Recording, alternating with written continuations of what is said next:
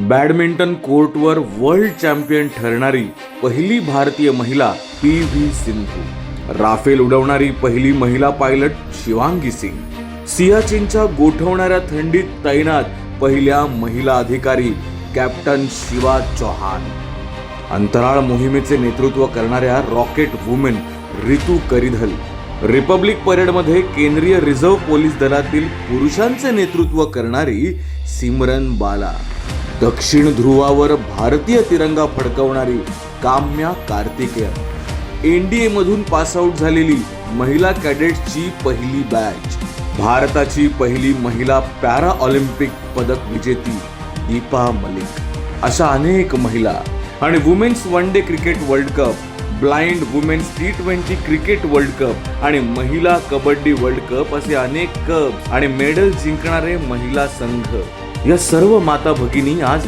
आपल्या कर्तृत्वाने भारताच्या सामर्थ्याचे मानबिंदू ठरले आहेत. हे यश काही एका दिवसात मिळालेले नाही, त्यामागे त्यांचे अथक परिश्रम, दृढ निर्धार आणि ध्येयासक्ती आहे.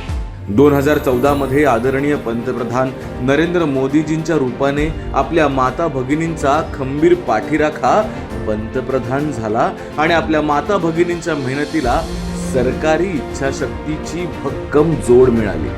सैन्यात महिलांना दिलेले कायमस्वरूपी कमिशन असो किंवा खेलो इंडियातून मिळणाऱ्या क्रीडा सुविधा असो, नाहीतर लखपती दीदी आणि मुद्रा यांसारख्या योजनांतून मिळालेला आर्थिक आधार, मोदी सरकारने प्रत्येक क्षेत्रात नारी शक्तीला खंबीर पाठबळ दिलं आणि म्हणूनच आज आपल्या माता भगिनी नवनवीन विक्रम रचत आहेत. मेहनत आपल्या लेकींची आणि खंबीर साथ मोदी सरकारची, यातूनच या नव्या भारताची नारी शक्ती यशोगाथा रचतीये.